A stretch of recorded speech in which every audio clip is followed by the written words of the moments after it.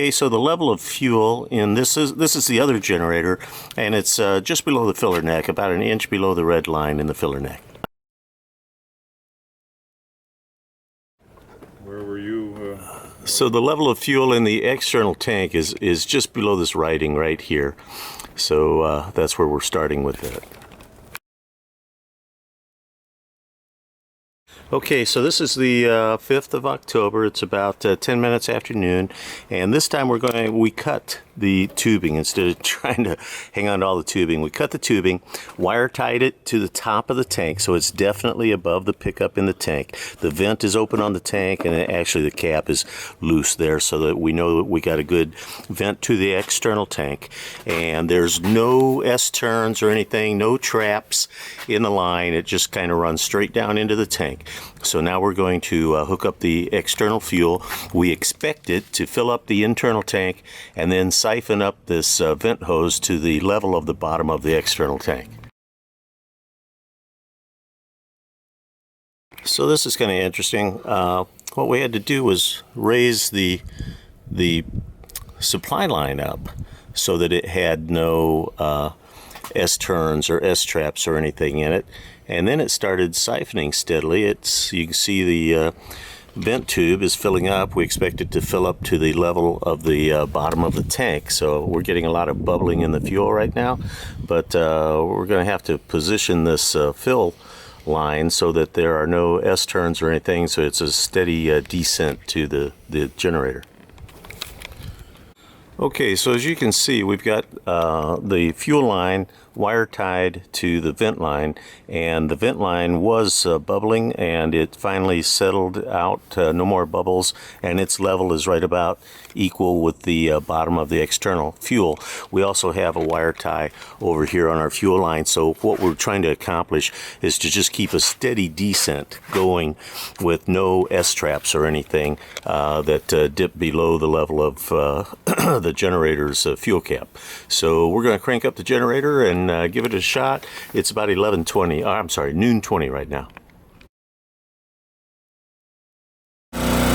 So okay, it's 22 minutes after noon on Monday the 5th of October, and we've started up our generator. You can see we do have fuel in the vent line up to the level of the bottom of the external tank, and no fuel spillage around the cap or anything like that. We got a good seal. I'm going to turn on the I'm just going to go with the 600 watt setting, and of course you can hear the electronic speed control kick in to increase the speed of the generator to carry that load, but that's only showing a green light, no flashes of overload or anything, so that should run the generator well without having to worry about an overload. I just changed the oil over the weekend, so we should be good for about 50 hours of runtime. So we're going to let her go and see what we get.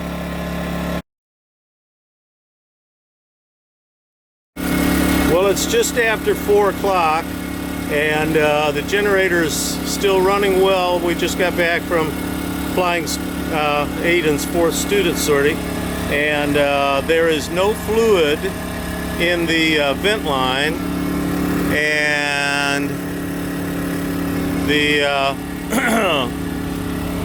fluid seems to have gone down maybe a little bit in the external tank. It's a little hard to tell, but it's still running good, so we'll let her keep running overnight. I might come back and check on it later tonight.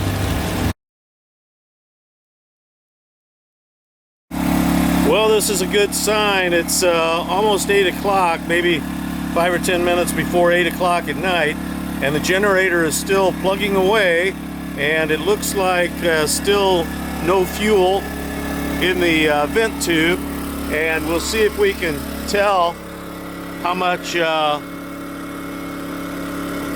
I can't really tell, but it's about there.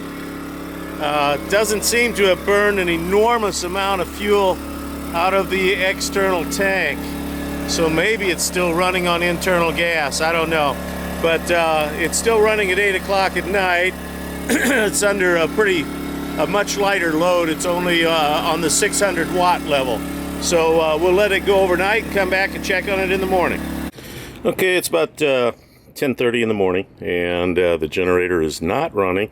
So we're going to take the cap off the generator and see everything is still set up exactly like I left it. The generator's in the run position, the heater is turned on, and we're going to take the cap off, see how much fuel is left in the generator, and we'll see how much fuel is left in the external tank. And so the answer is that the generator burned all of the fuel in the internal tank. I just tried to start it and it won't start because all of the fuel is exhausted from the internal tank, and it burned very little, if any, of the fuel from the external tank. There's fuel from inside, and the fuel level is about right there, which is just about where it was when we started this thing. So although it does start the siphon at the beginning of the exercise and it fills up the vent tube to the level of the bottom of the tank, for some reason, once the internal fuel starts to be consumed, the siphon does not resume. It doesn't start refilling the interior tank. Hey, before I put the equipment away, I thought I would just check and make sure that everything is still good for a good siphon. So I reconnected the fuel hose to the cap and gave the squeeze bulb a couple of quick squeezes, and it immediately started siphoning like crazy. You can see the bubbling action in the vent tube here that I just have laying up on top of the tube, but it is definitely refilling the internal tank from the external tank. It has a very strong siphon action going. So the question is, why didn't that start when the internal fuel was consumed and it sensed that there was space to siphon fuel into the internal tank? Why didn't it start siphoning again?